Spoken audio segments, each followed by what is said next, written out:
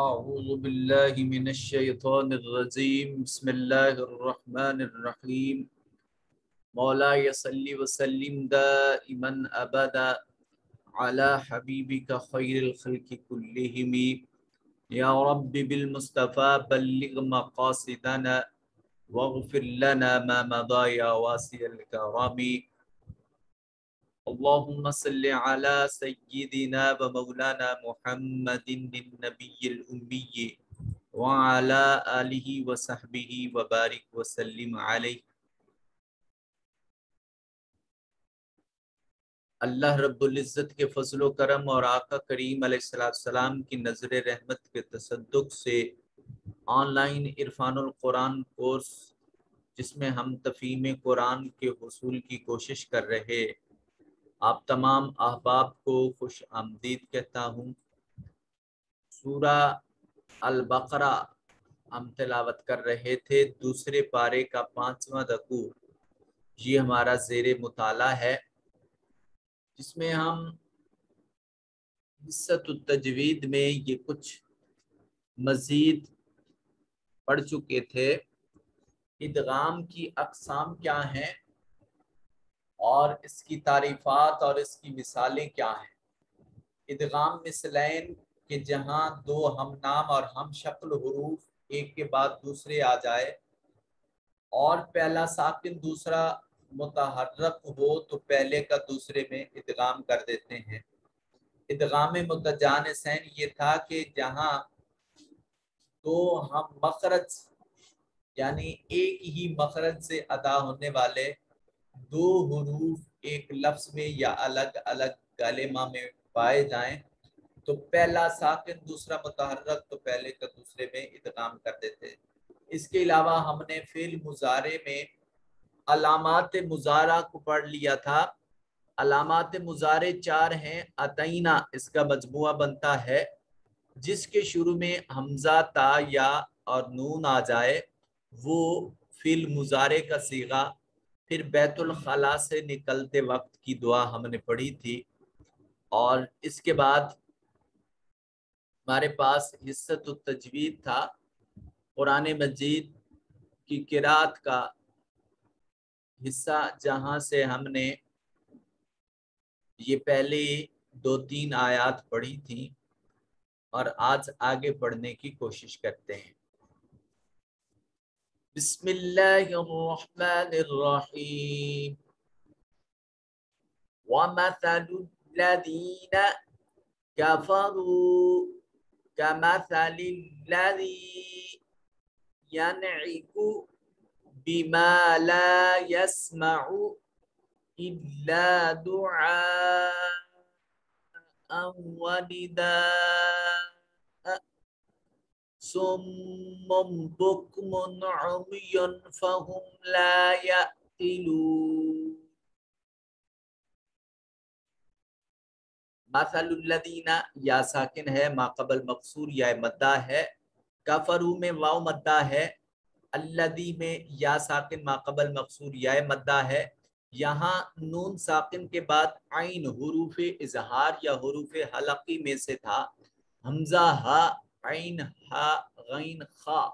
نون ساکن یا نون تنوین کے بعد ان 6 حروف میں سے کہیں کوئی ایک حرف آ جائے تو نون کو ظاہر کر کے پڑھتے ہیں۔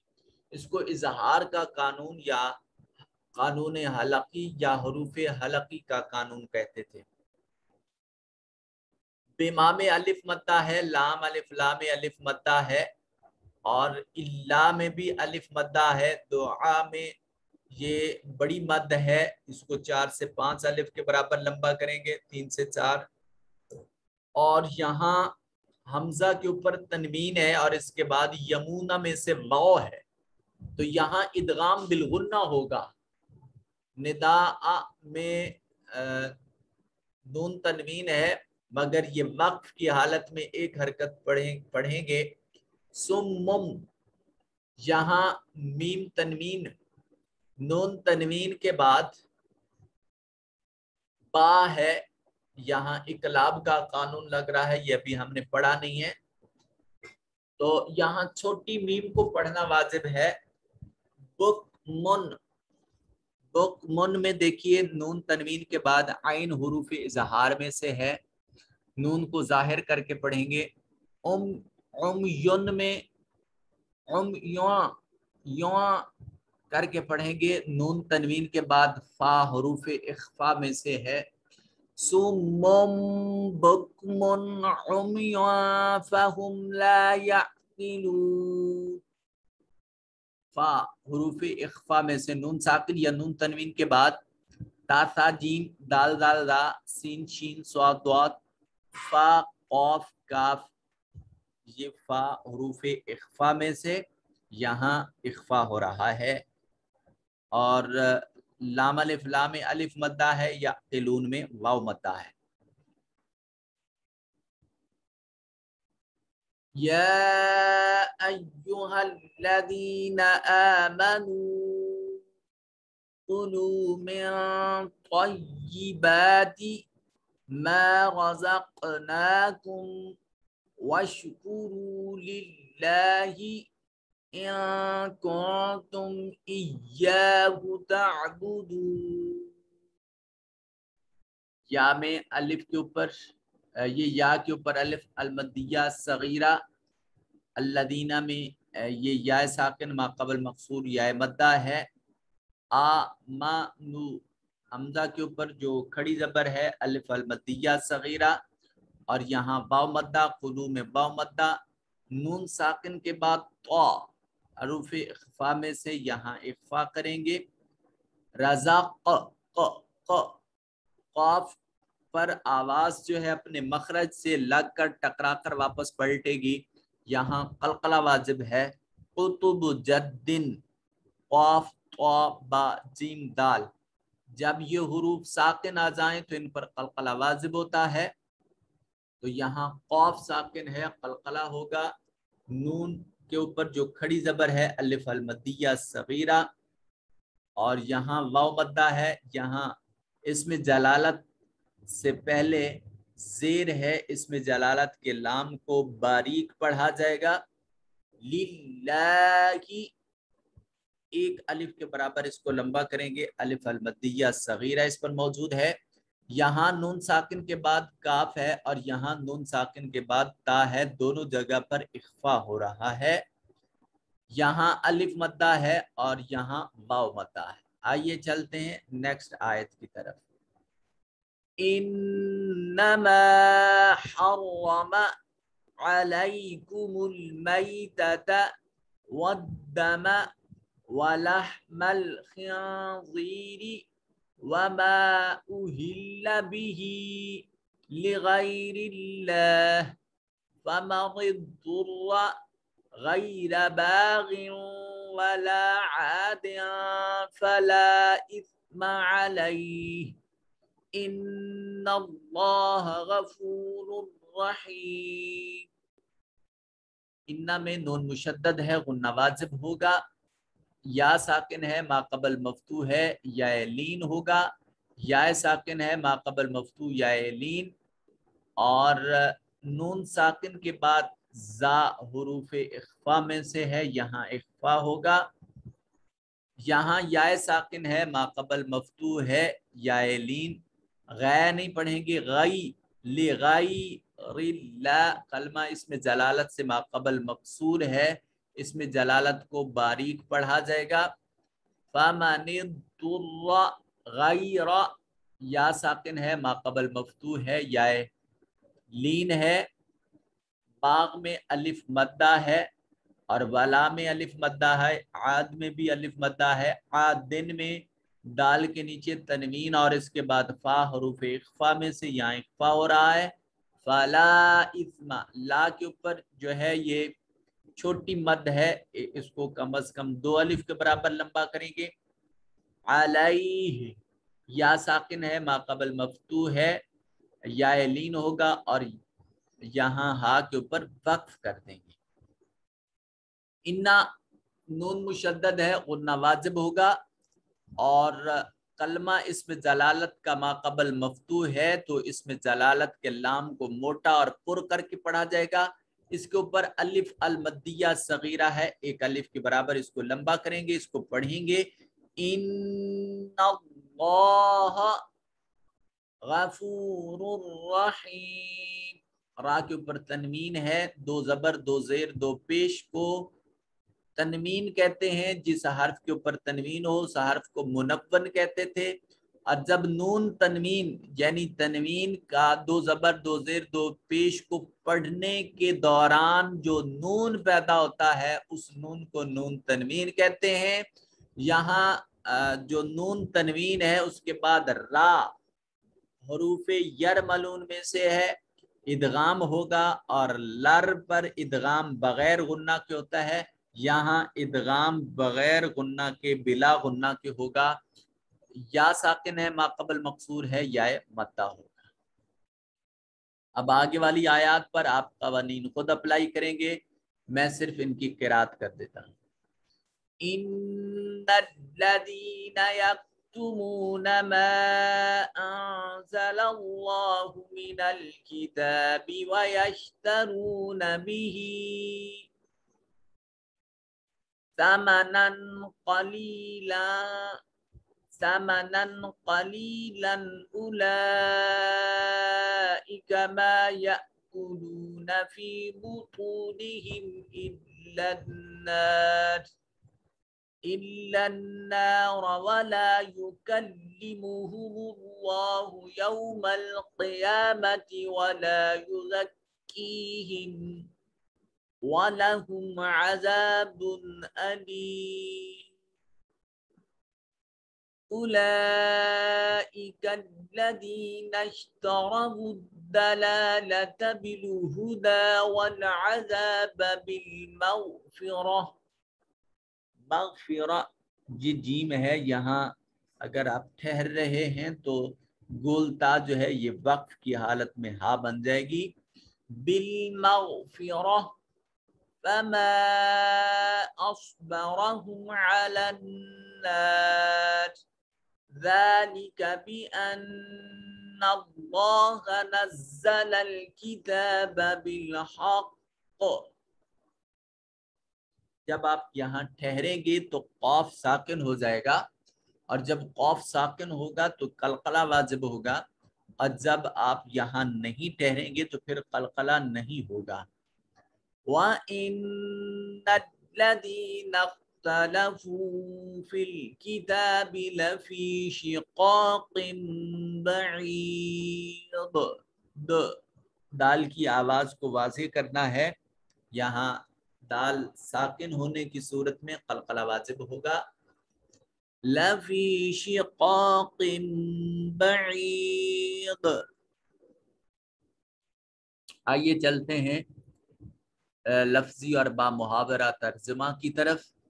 یہاں سے آپ اس کا لفظی ترجمہ از خود یاد کریں گے. جی تو یہاں تک ہم نے پڑھا تھا کہ کفار اپنے آباء و اجداد کی روش پر چلتے ہیں، وہ خود میں تبدیلی کو پسند نہیں کرتے. اب ان کی ایک مثال بتائی جا رہی ہے. وَمَثَلُ الَّذِينَ وَمَثَلُ اور مثال الَّذِينَ ان لوگوں کی، اس موصول گرامر کی روح سے. کافرو کافرا کافارا کافارو جمع مذکر غائب فعل ماضی پہلی انگلی کا تیسرا پورا، انہوں نے کفر کیا.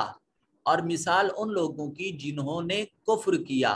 کاف جیسے، کاف جیسے. مثالی مثال ہے الذی اس شخص کی کہ ینعکو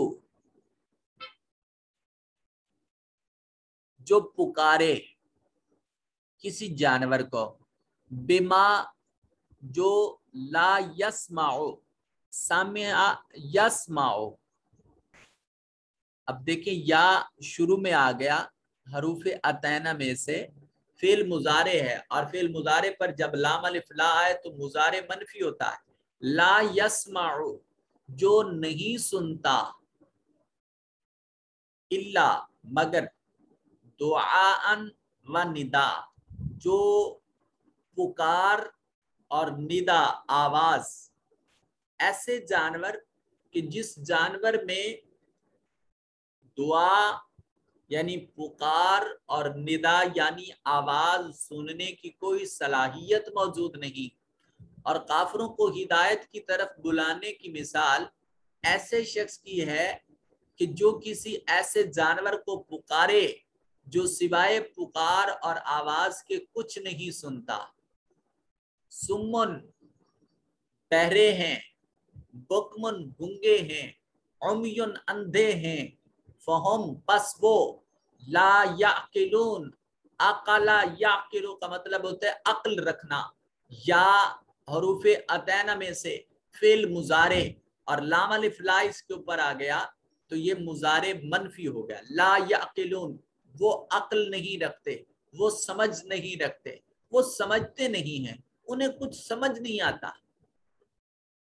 وہ کافر جو حالت کفر میں اس قدر آگے نکل جاتا ہے کہ اس کے کان پر، اس کی آنکھ پر اور اس کی زبان پر اللہ کی جانب سے مہر لگ جاتی ہے، اب اس مہر زدہ شخص کو تبلیغ کرنا اور اس کو دعوت دینا کسی ایسے شخص کی طرح ہے جو کسی جانور کو پکار رہا ہے، مگر جانور میں یہ صلاحیت نہیں کہ وہ اس کی پکار یا اس کی آواز کو رسپانس کر سکے، اس کا جواب دے سکے۔ تو اسی طرح کافر شخص کو بھی جب دعوت دی جاتی ہے تو اس کی جانب سے کوئی رسپانس نہیں آتا۔ اللہ اکبر۔ یہاں بڑا لطیف نکتہ ہے اور دل تھام کے بیٹھیے گا۔ یہاں کفار کی ایک نفسیات کا تذکرہ کیا جا رہا ہے کہ ان پر دعوت اثر نہیں کرتی۔ کیوں؟ ان کا دل، ان کی آنکھ، ان کی زبان، ان کے کان یہ اللہ کی طرف سے سخت کر دیے جاتے ہیں۔ کیوں؟ اس لیے کہ وہ کفر کا ارتکاب کر چکے ہوتے ہیں۔ تو اب اگر دعوت کسی کلمہ گو شخص پر بھی اثر انداز نہیں ہوتی تو اس کا دل بھی سخت ہو چکا ہے۔ وہ دعوت الی القرآن ہو سکتی ہے، وہ دعوت الی البر نیکی کی دعوت ہو سکتی ہے، وہ دعوت الی العمل عمل کی دعوت ہو سکتی ہے، وہ دعوت علی الصلاح ہو سکتی ہے، وہ دعوت فلاح کی ہو سکتی ہے، کامیابی کی ہو سکتی ہے۔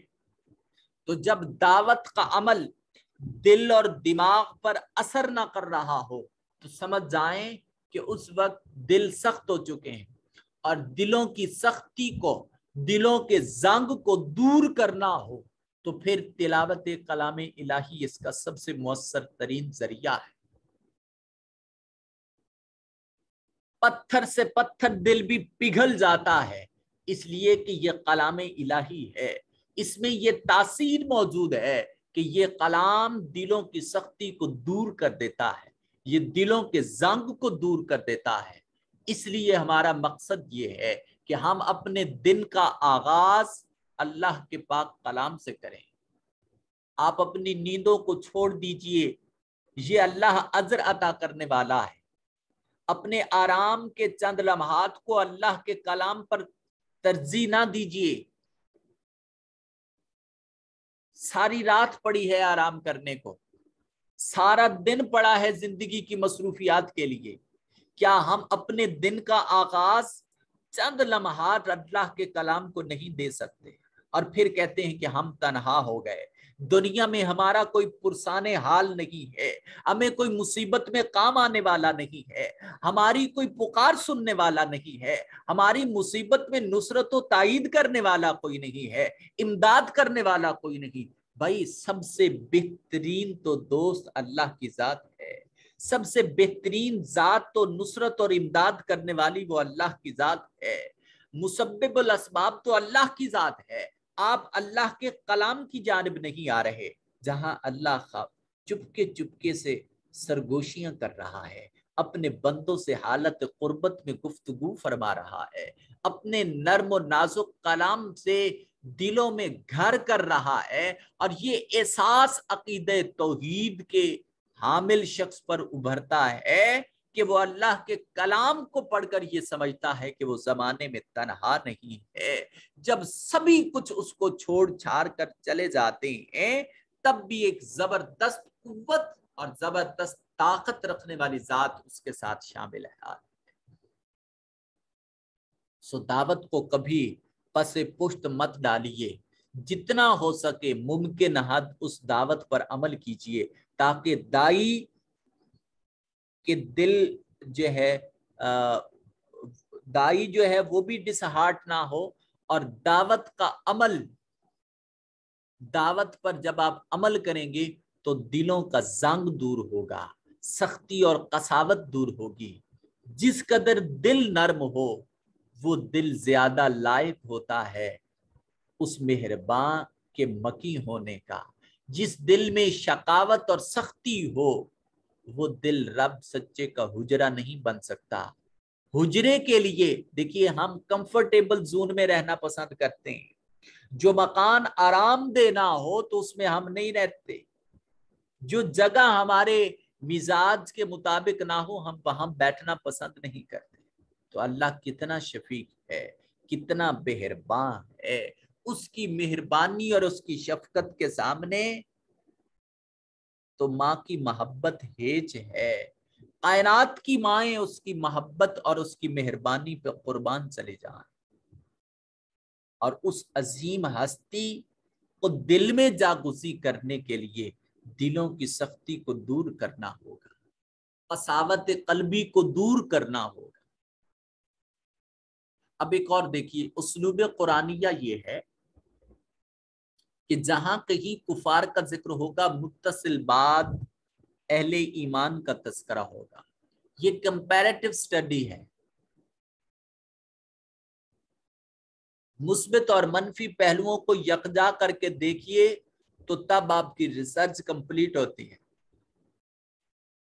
یا ایھا الذین آمنوا، یہاں اہل کفر کا تذکرہ تھا اور اب یہاں اہل ایمان کا تذکرہ کیا جا رہا ہے۔ یا ایھا الذین آمنوا، اے اہل ایمان، کلو تم کھاؤ، من سے طیبات پاکیزہ، ما رزقنا جو ہم نے رزق دیا، تم کو، اے اہل ایمان تم ہمارے رزق میں سے پاکیزہ چیزوں میں سے استعمال کرو، وشکرو اور تم شکر ادا کرو۔ اچھا عام بول چال میں ہم اس کی بڑی بے ڈھنگی سی پرنانسیشن کرتے ہیں، یہ شکر نہیں ہوتا، شکر لفظ ہوتا ہے، شکر۔ وشکرو اور تم شکر کرو، للہ اللہ کے لیے، ان کنتم اگر تم ہو، ایاہو خاص اسی کی، تعبدون تم عبادت کرتے ہو، تم بندگی بجا لاتے ہو۔ تعبدون اتینا میں سے تا آ گیا، فعل مضارع، اور جو ہم نے تمہیں عطا کی اور اللہ کا شکر ادا کرو اگر تم صرف اسی کی بندگی بجا لاتے۔ انما بلا شبہ کلمہ حصر ہے، حرما حرام کر دیا ہے، الا پر کم تمہارے اوپر، بلا شبہ تمہارے اوپر حرام کر دیا ہے کون سی چیز؟ المیتتا، مردار مری ہوئی چیز تم پر حرام کر دی گئی ہے، والدما اور خون، ولحم الخنزیر لحم گوشت، خنزیر کا گوشت حرام کر دیا ہے، وما اہلا اور وہ جو حلال کیا جائے، بھی اس کے ساتھ، لغیر اللہ اللہ کے سوا کسی اور نام پر۔ یہ آپ پر تین چیزوں، یہاں تین چیزوں کی حرمت کی بات ہو رہی ہے، چار چیزوں کی۔ ایک تو مردار، دوسرے نمبر پر خون، ہم بلڈ کو بطور میڈیکل کے کسی اسپیشل ڈاکٹر کی ڈیمانڈ پر تو ہم اس کو اپنی باڈی میں انجیکٹ کروا سکتے ہیں، مگر ہم اس کو بائی فوڈ استعمال نہیں کر سکتے۔ ہم اس کو منہ کے ذریعے جیسے پانی پیا جاتا ہے بطور مشروب کے، یا بطور کھانا کھانے کے ہم بلڈ کو استعمال نہیں کر سکتے.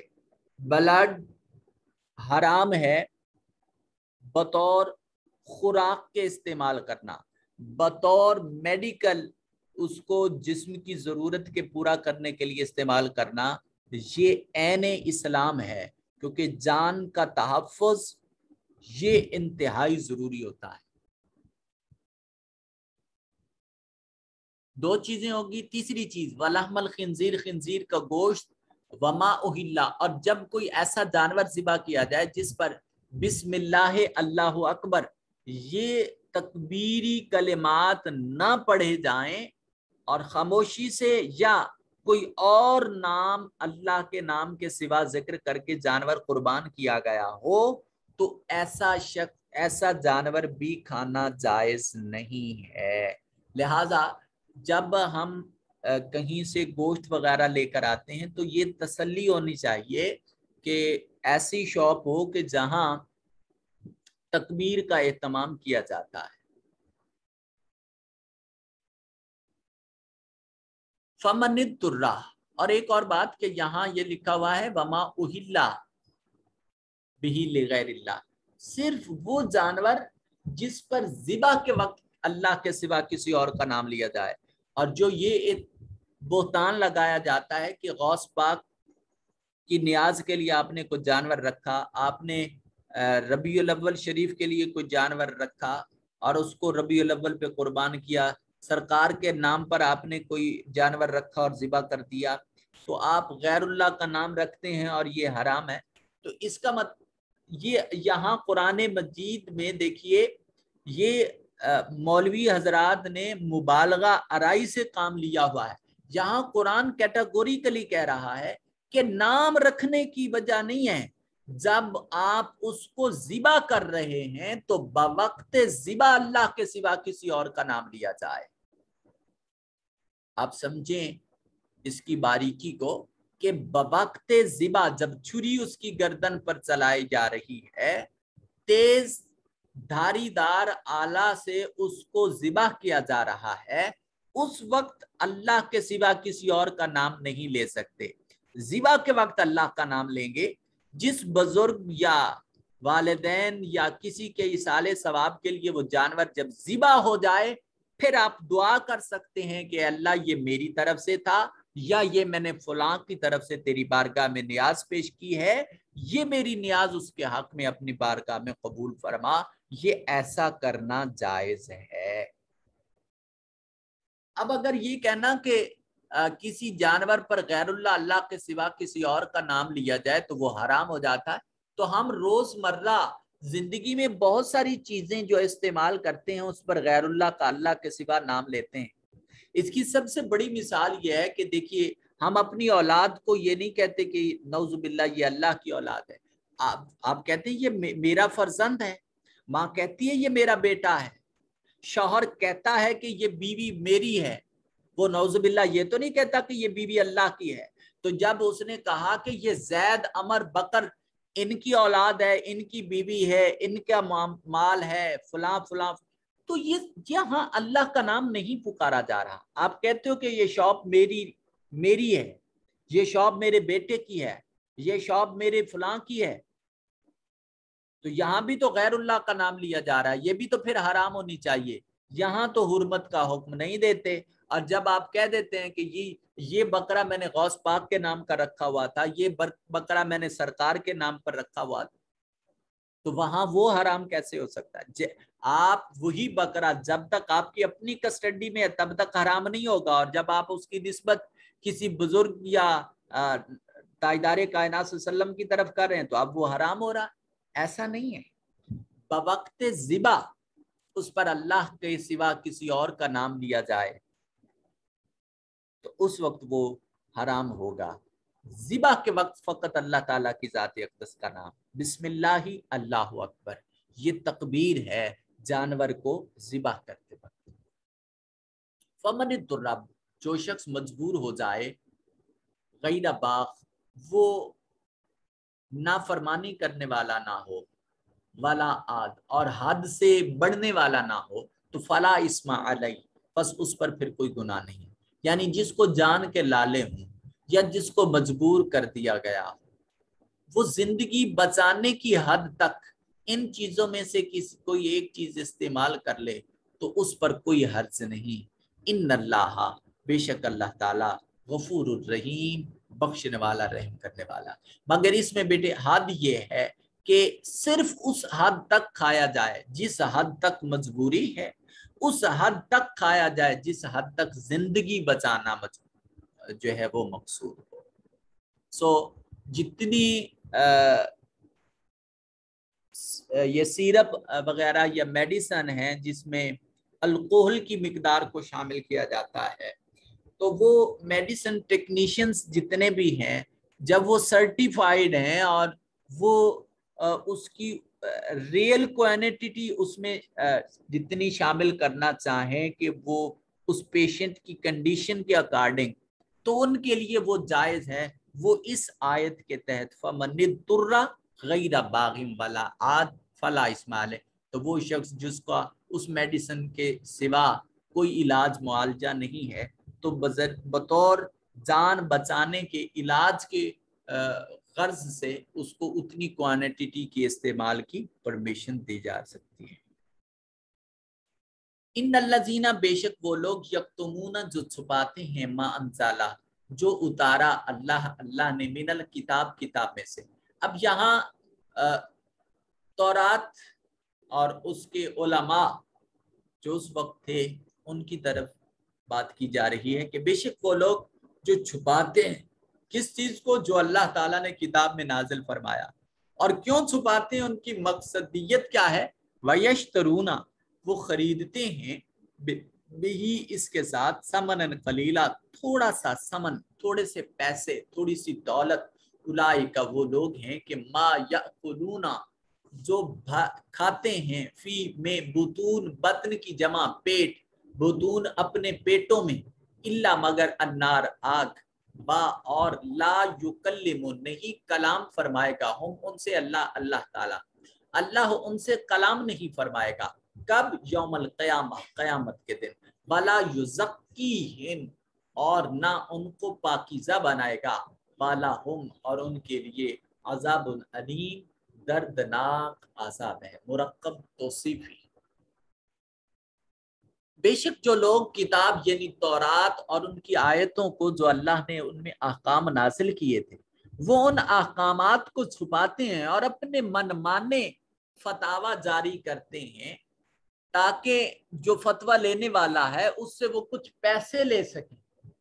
تو قرآن مجید کیٹیگوریکلی کہہ رہا ہے کہ جو اللہ کے احکامات کو چھپاتا ہے اور دولت کے حصول کا ذریعہ بناتا ہے تو وہ اپنے پیٹ میں وہ رزق سے پیٹ نہیں بھر رہا بلکہ وہ جہنم کی آگ سے پیٹ بھر رہا ہے۔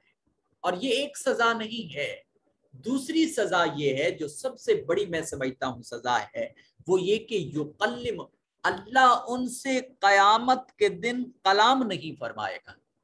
اور یہ علامت ہے مولا کی جانب سے سختی کی کہ اللہ اسی سے کلام نہیں کرے گا جس کی بخشش نہیں کی جانے والی، جس پر رحمت نہیں کی جانے والی۔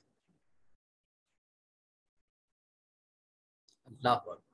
اور تیسری سزا یہ ہے کہ وہ اسی آلودگی کے ساتھ آلودہ رہیں گے، ان کے لیے پاکیزگی کے اسباب نہیں میسر ہوں گے۔ تو اس کا مطلب یہ ہے کہ کچھ اعمال ایسے ہیں جن پر دوام کی وجہ سے اور اپنی ذات میں تبدیلی نہ لانے کی وجہ سے، اپنے ذات میں انقلاب نہ لانے کی وجہ سے، وہ اعمال رفتہ رفتہ ہمیں ہدایت الہی سے محروم کر دیتے ہیں۔ تو اپنے اعمال کا احاطہ، سیلف انالیسس، خود احتسابی کے عمل سے خود کو گزارا جانا چاہیے۔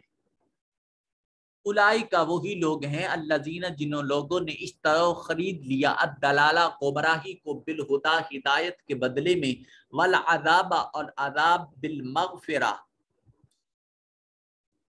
اور عذاب کو مغفرت کے بدلے میں خرید لیا۔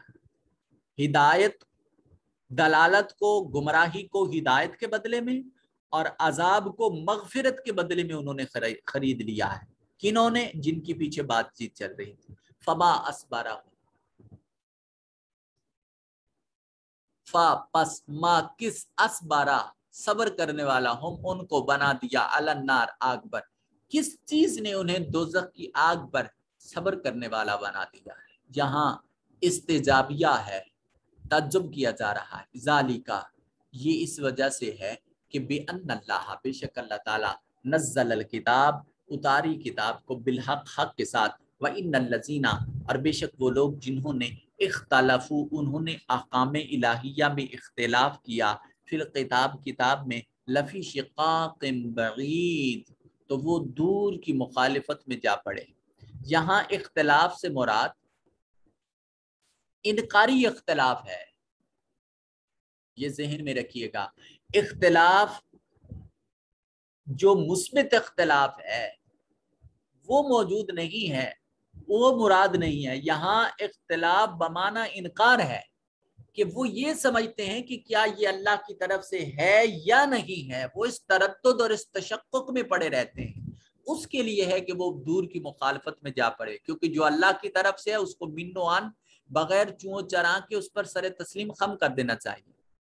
اس رقوع میں ہم نے درج ذیل تفسیری نکات پڑھنے کا شرف حاصل کیا ہے کہ زمین سے حلال چیزیں کھانی چاہیے، شیطان کی پیروی نہیں کرنی چاہیے، بدی اور بے حیائی کے امور کی طرف شیطان رغبت دلاتا ہے۔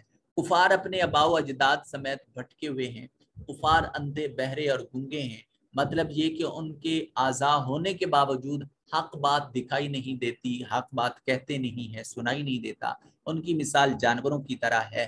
اہل ایمان صرف پاکیزہ چیزوں کو استعمال کرتے ہیں اور اللہ کا شکر بجا لاتے ہیں۔ مردار، سور، خون اور ذبح کے وقت جس پر اللہ کا نام نہ لیا گیا ہو، یہ چیزیں کیٹیگوریکلی حرام ہے۔